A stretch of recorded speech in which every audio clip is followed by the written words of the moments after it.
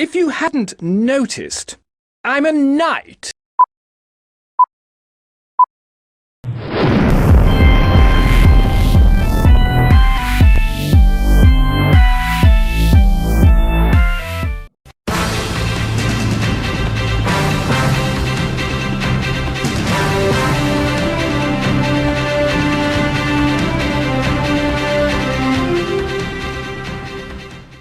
Hello and welcome to Knight Jake Speaks. I'm your host, Knight Jake. Welcome to our new series, Creation Theory. In this series, I will discuss scientific theories from a creationist point of view. Now, I want to preface this episode by stating that while I am a creationist, I'm not a creation scientist. I'm not a biologist, and I am no way an expert on this topic. I'm merely a Christian theologian. However, I'm wanting to put forth a theory of mine concerning the question of why dragons breathed fire. I'm hoping that others who watch this video will be able to consider my theory and discuss it further. I'd love to know if there's any merit in my theory or whether I'm completely off the track. But with that out of the way, let's get underway with my theory. So what got me started on this question was Job 41:18-21 concerning the Leviathan. Here the text states that the Leviathan breathed fire. The question that has always baffled me was why an underwater creature would breathe fire. Now I know that some have suggested that the Leviathan is a Spinosaurus and that it spends time on both land and water. Sorry, but I just don't buy that theory. Mainly because in the Jewish understanding, Behemoth was the largest land creature, while Leviathan was meant to be the largest water creature, which didn't spend any time on land. Personally, I tend to think that Leviathan was something like a giant species of Ichthyosaurus, or something similar to that. So, this brings me back to my question. Why would the Leviathan need to breathe fire? To answer this, I want to ask the question, why would any dragon need to breathe fire? Also, a disclaimer here, I'm going to continually refer to dinosaurs as dragons, as I believe they are the same creatures. So, in my understanding, fire breathing serves three main purposes. 1. Combat, to assist the dragon in fighting.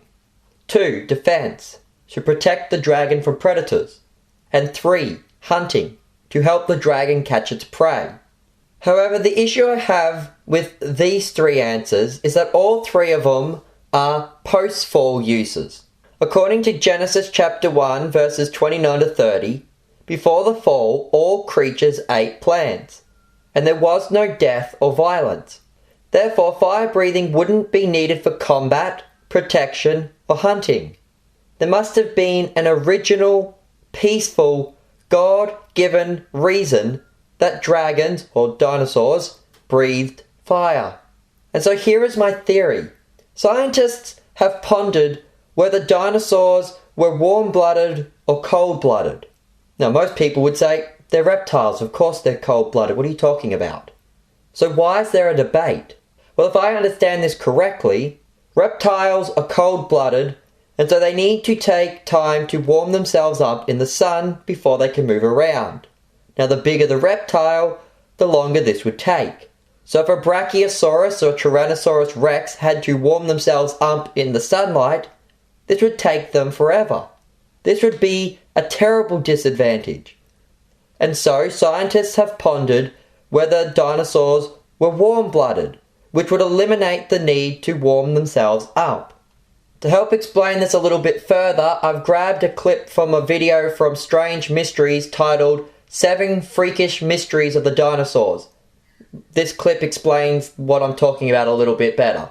But when we ask if the dinosaurs were hot, what we're actually wondering is whether they were warm or cold-blooded. Scientists have argued for decades over this, because if we can figure it out, we may understand more about how dinosaur life came to exist and eventually die out. If they were warm-blooded, it means dinosaurs would have been active and hunted for food more often, Whereas if cold-blooded, they might have lazed in the sun like modern-day lizards. And so my theory is this. What if dinosaurs were cold-blooded?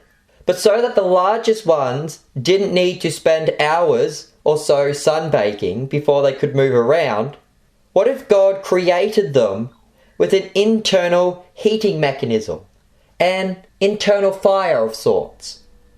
When we look at the Leviathan, it says that fire comes from its mouth, but it also mentions smoke coming from its nostrils, even before its mouth is open, suggesting that the fire could still be burning on the inside. The purpose of this fire, then, is to warm up the larger dinosaurs/dragons so that they can warm themselves up and move around without having to spend hours sunbaking. This would be advantageous to underwater dragons such as the Leviathan, as they spend most of their time underwater and away from the sunlight. Especially if the Leviathan, like other giant sea creatures such as the sperm whale or the giant squid, spent most of its time in the depth of the ocean, where it would be much colder and there'd be less sunlight. If the Leviathan had an internal flame that kept it warm, the cold temperatures wouldn't bother it. This internal flame, used for heating, would then explain why an underwater dragon breathed fire in the first place. This would also explain why any of the dragons breathed fire if they were originally created to eat plants. Note that I am suggesting here that all the large dragons, including the Brachiosaurus and the Tyrannosaurus Rex, had these internal flames, and thus they all breathed fire. Now the question that remains with this theory is this. If the flame was an internal thing used for warming up the cold-blooded dragons, then why did they originally breathe fire out? My answer is this. If the creature had an internal flame keeping it warm, what happens if it gets too hot? What if it was running around or it was a very hot day and it got too hot? How would it cool itself down? Solution? Open its mouth and release some of the flame, thus making the internal flame temporarily smaller and cooling the creature down. So basically, my theory is this. Dragons, or dinosaurs, whichever you prefer to call them, were cold-blooded. The largest ones had an internal flame to help keep them warm. Fire breathing was used as a way to release excess flames when the dragon became too hot.